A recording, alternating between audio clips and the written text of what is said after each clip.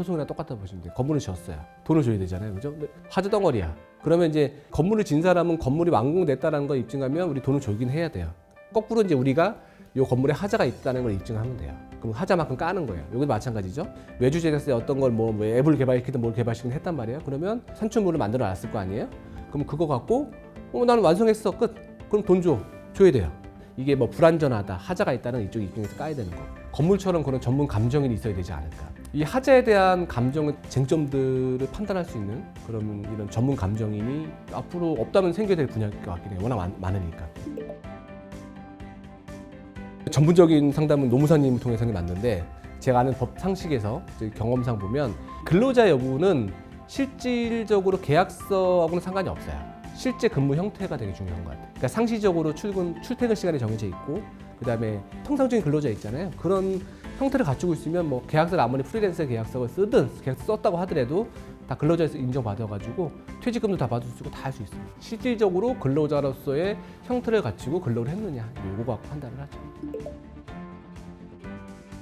우리 회사에 지급한 노트북을 갖다가 개인적으로 집에 막 쓴다. 회사에 탕비실에 있는 컵라면을 왜 가지고 가냐. 뭐 이것도 원칙적으로는 안 되는 거죠. 형법상 뭐 횡령이 되든 뭐 절도가 되든 다 될 수 있겠죠. 그것도 원칙적으로 다 문제가 될 건데, 그러니까 우리가 이제 그렇게 생각하시면 될 것 같아요. 우리가 형법상 문제가 되는 것들은 처벌 가치가 있느냐를 좀 우선은 보거든요. 컵라면을 내가 집에 가서 먹었어. 또는 뭐 노트북을 내가 쓸 수도 있잖아요. 그것까지는 뭐 제가 봤을 때는 크게 형사적으로 문제 삼지도 않을 거고 대표가 사회 통념상 우리 법적으로 얘기하면 그걸 넘어갔을 때는 형법상 문제가 될 수 있겠죠. 근데 실제로 좀 많이 일어나는 일 중에 하나죠. 법인 두 개 세우는 경우, 법인 하나, 개인 사업자 하나 를 세워가지고 이런 식으로 이제 가공 거래 많이 해서 세금 줄일 목적으로 많이 하거든요. 근데 나중에 추징당하면 엄청납니다, 세금. 형법상 문제는 특별히 고소할 사람 별로 없으니까. 근데 나중에 세금 문제가 엄청 커요. 급여 이렇게 높게 책정 안 해요. 왜 그러냐면 세금 너무 많이 나가요. 사대보험 꽤 많이 내거든요. 그럼 급여를 막 몇천만씩 가지고 가면 사대보험을 어마어마하게 내야 되잖아요. 네. 오히려 그렇게 하더니 급여를 높이는 것보다는 급여를 너무 낮게 하면 뭐라 그래요. 세무를 담당하는 세무사님이 급여는 최소 이 이상 해야 된다고 얘기를 해요. 근데 대신에 급여는 적정하게 맞춰놓고 다른 방법으로 이제 돈을 뭐 빼시겠죠. 기본적으로 특허가 그쪽에서 등록이 됐다라는 거는 특허청이 인정을 해준 거잖아요. 그러면 이제 그거에 대한 이의 신청이라든지 뭐 그런 걸 해야겠죠.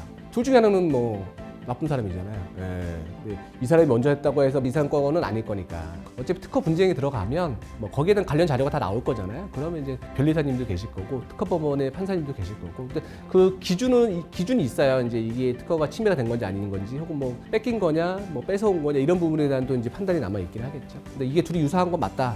그 부분에 대한 이제 입증이 남겠죠.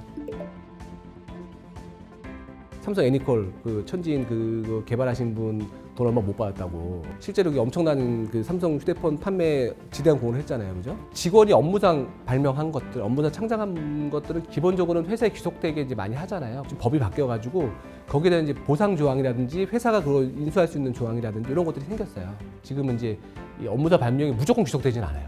예전에는 무조건 회사 거였거든요. 간단하게 얘기하면 뭐 돈 주고 살 수 있게 만들어놨죠. 네.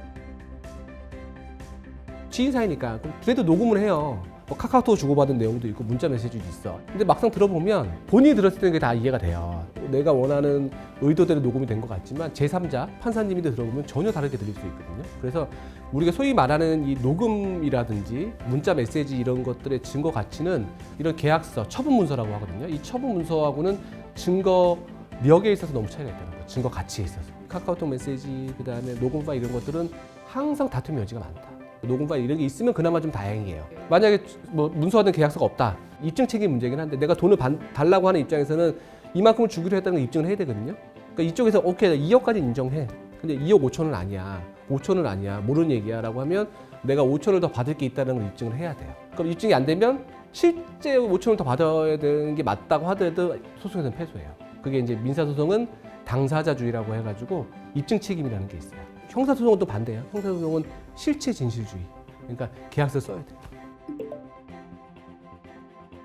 동업 계약서 자체에 명시적으로 그런 부분에 대한 페널티가 있다라고 하면 제일 좋죠. 무조건 우리가 평생 넌 나랑 똑같은 거 못해 헤어지고 나서 이건 안 돼요. 하지만 일정 기간, 일정 지역에서 뭐 그건 가능해요. 우리가 뭐 겸업 금지라는 건데 뭐 미용실 같은 데도 우리 미용사님들은 거의 독립적인 사업체다 보니까 근로계약서 형식적으로 쓰긴 해도 그 안에 다 들어가 있거든요. 몇 년 동안 어디서 못한다 이런 식으로. 만약 그게 없다, 그래도 책임이 있죠. 부정경쟁방지법에 따라 될 수도 있는 거고 여러 가지 책임이 있는 뭐 민사상 손해배상도 가능하고 다 가능하지만 입증 책임에 문제가 있기 때문에 만만치가 않아요. 그래서 동업계약서를 써놓으면 그만큼 편해지는 거예요. 뭐 비밀 유지 계약이랑 기본적으로는 외부에 노출하면 안 되는 거잖아요. 어떤 고의성을 갖고 했다라고 하면 형사상 문제가 될 것 같고요. 부정경쟁방지법 이런 것들.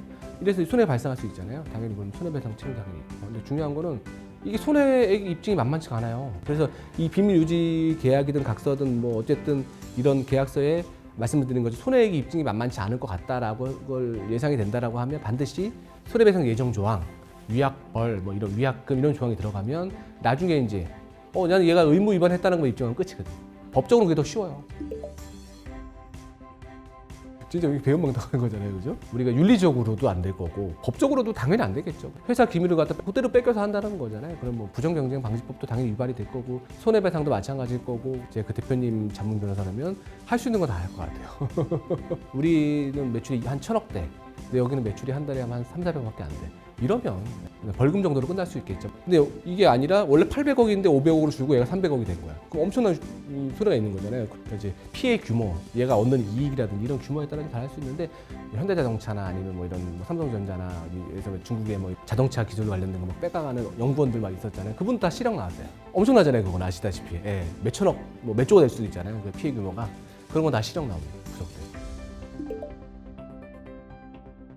항상 그렇잖아요. 우리가 돈을 받는 입장에서는 이 돈을 주는 투자자, 투자사의 그 요구사항을 거절하기 상당히 힘들거든요. 뭐 최악의 경우에 뭐 원하는 거 다 들을 수밖에 없다. 근데 판단하셔야 돼요. 저 같은 변호사가 이거 했을 때 최악의 이렇게가 될 수 있어. 근데 그럼에도 불구하고 내가 투자를 받아야 된다고 판단되면 하시는 거고. 그게 아니야. 최악의 경우 이렇게까지 될 수 있으면 결국은 뭐 이거는 사업을 접는다는 얘기인데 그러면 다른 투자자를 구한다든지 이런 방법으로 취해야 되기 때문에 투자자가 요구하는 조항들을 집어넣는다고 최소화시키고 그 다음에 이 조항으로 인해서 발생할 수 있는 위험성과 투자를 받아 사업을 진행했을 때 이익 이런 걸 비교해봐서 진행해도 되겠다 하면 받는 거고 좀 자문을 받고 조율하는 게 좋겠죠. 당연하겠죠. 돈을 주는 입장에서는 이 경영권에 간섭을 하고 싶어 하거든요. 돈을 주는데 그냥 마음대로 해서 열심히 운영해서 성공해 이렇게 주지는 않거든요. 간섭의 정도만 다른 거지 무조건 간섭은 된다고 보시면 돼요. 그러니까 간섭의 정도가 제일 적은 데가 어딜까요? 국가기금들. 그러면 당연히 이 투자 계약서에는 경영권 간섭 조항이 들어갈 수밖에 없거든요. 근데 이제 우리 회사 대표님 입장에서는 어느 정도 독자적인 그 판단을 갖고 하고 싶다고 한다라고 하면 투자 계약서 자체에 최소화시킬 수 있는 이런 계약서 작성이 필요하겠죠. 네.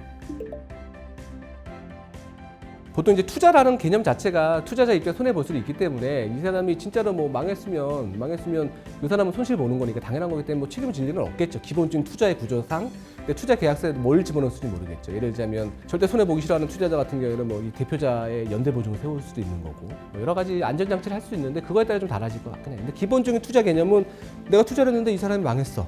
그럼 투자에 손실 보는 거죠. 더 자세한 내용과 상담을 원하시는 분은 저희 유튜브 채널 박종의 법대로 블로그 유선상 전화로 연락 주시면 친절하게 상담해 드리겠습니다.